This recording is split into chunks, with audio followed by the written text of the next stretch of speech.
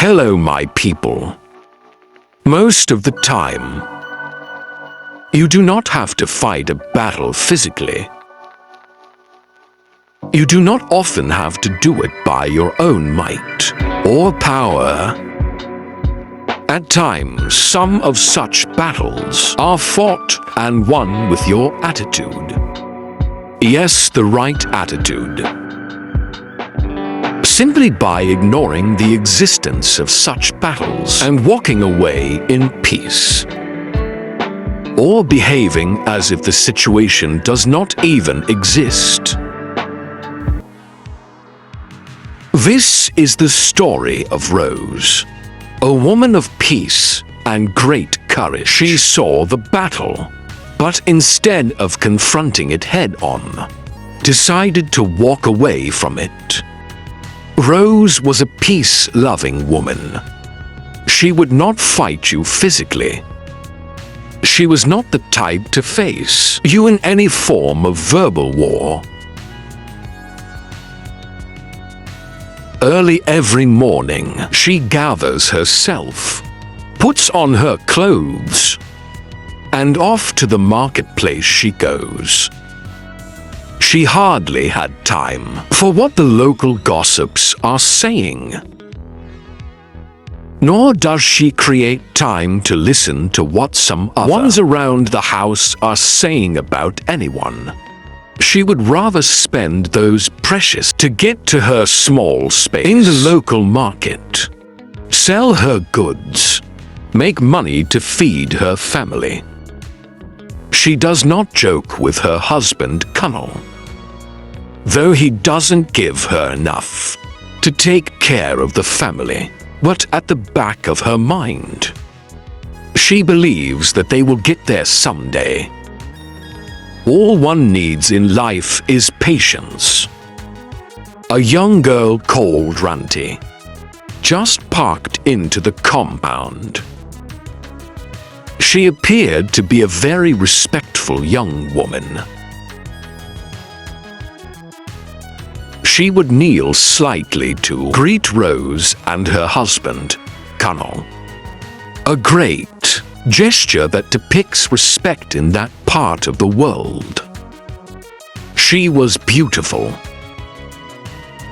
easily noticed by many. She was always going out of her way to lend a helping hand to Rose. Initially, Rose did not see anything wrong in her actions. Rose needed some assistance, and Ranti was always available to assist. Send her anywhere and at any time. She goes without complaint. As a result, she had access to every aspect of the household. But there is this saying that the closer you get a puppy to your body, be ready to bear the damages it will do to your clothes. Slowly things began to happen. The young woman began to gain undue access to the house. At times, they give her the key to the house when they were gone out. Even when they were away, she had access. She will wash plates, wash the dirty clothes, mop the floors. Rose will often leave her behind and head to her marketplace. Ranti will wash her clothes and also those of her husband. Colonel, she will do the cooking and often serve in the absence of Rose. Ranti began to smile at Colonel in a reckless manner. Colonel naturally began to respond. He began to smile even more in her absence than when his wife Rose was around the house. They became reckless in their attitudes, but Rose observed. But she did not say anything. She did not raise eyebrows. She just watched the actions.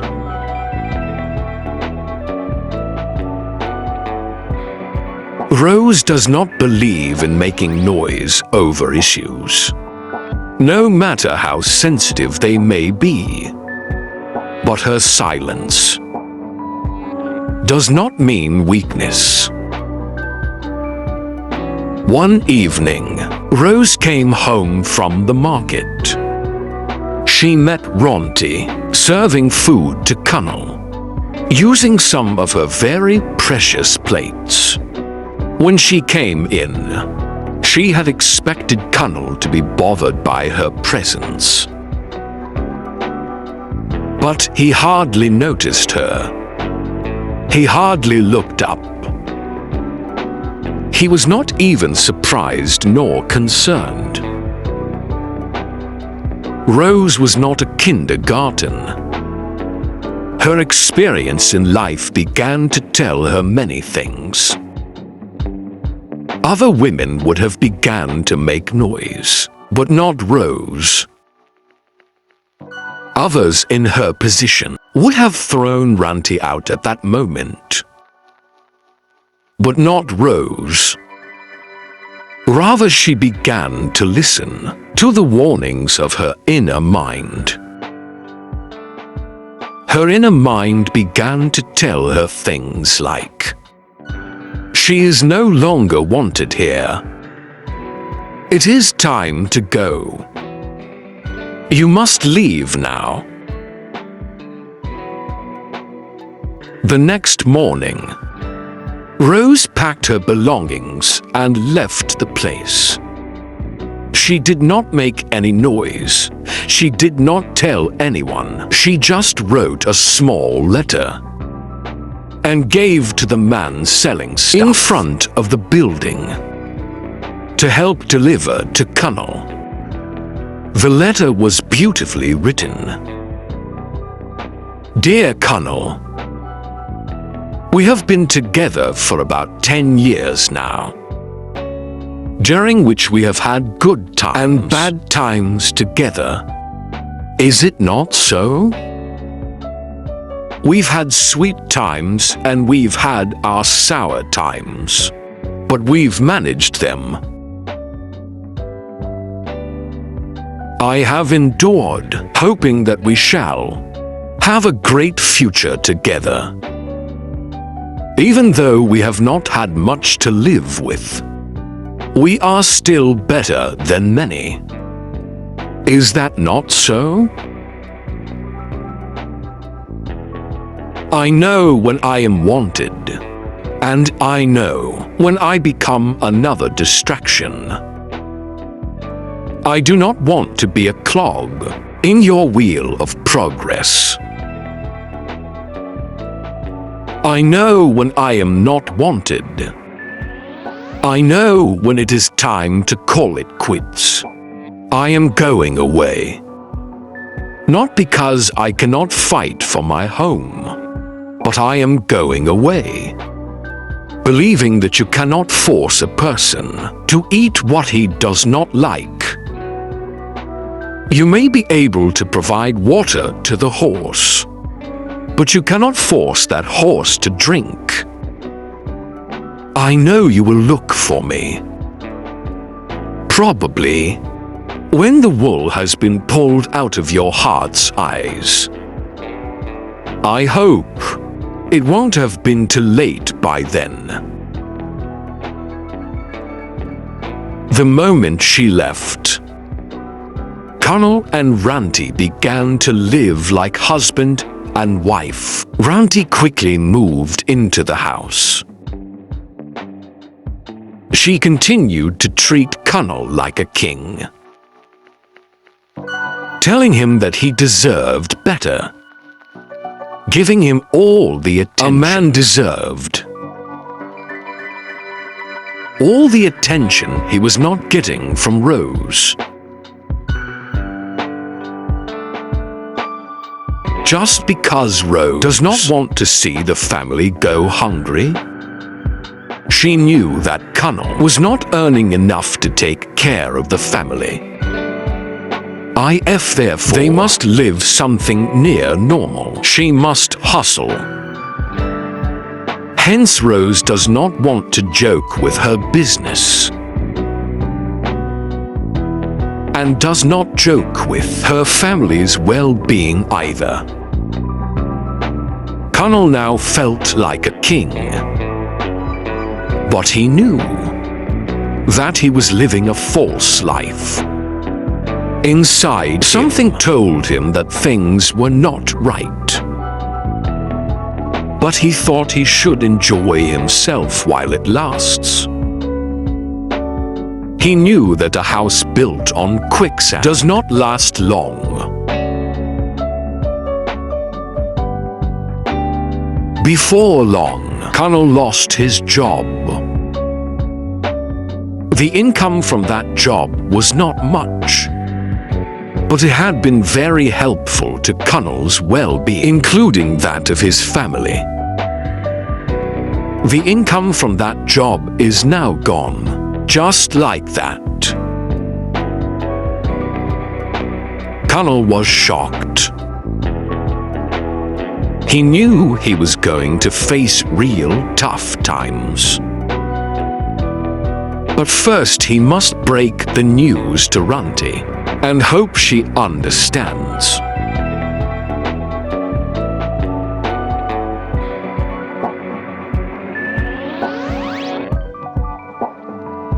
He knew she had been very sweet and understanding since they came together. Certainly she will understand. But subsequent events were to show that Runty was not in love. She was just looking for accommodation under an umbrella, a shade against the falling rain. When therefore Connell broke the news to her face changed. The once sweet voice quickly changed. The gentle laughs quickly disappeared. "What then do you want me to do?" she thundered. "I am not cut out for suffering, you know." A few weeks down the line, she got another man and fled the house. Connell learned about her disappearance and wept for a very long time. "Life is just not fair," he said. "Really, you may want to ask." Few months down the line, Rose showed up at home. She was looking radiant and much better now. She had made good progress wherever she had been to. Her business had expanded. She had healed while away. When Connell saw her, he fell to his knees and began to apologize and ask her to come back. She looked at Connell with pity in her eyes, and she said, "Connell, I did not leave because you hurt me. I left because I was losing my sanity. I wanted to heal. I wanted peace. Remember what I told you in that letter? I said, among other things, that you would come looking for me. You know where to find me. But I hope it won't be late by then. I'm afraid it is too late now. I have moved on."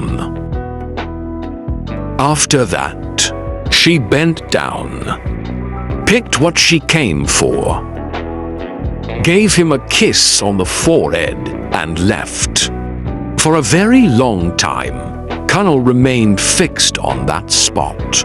He thought to himself, "I've been married to Rose for a very long time, but I doubt if I really know her." But by then, she had gone, and gone for good. He was left kneeling there, a victim of his own stupidity. My people, in life, you are dealt a lot of cards. some good, some bad. You do not need to fight physically, because not every battle needs to be won by noise making. Not every betrayer needs vengeance. At times, you just need to walk away. And you would have won your battles without raising a finger. If you have listened to this story, we know you have learned a few things. Please give us a thumbs up, share and subscribe. By so doing, you would have assisted us to bring other inspirational videos like this one to the public space. Thank you very much for being here.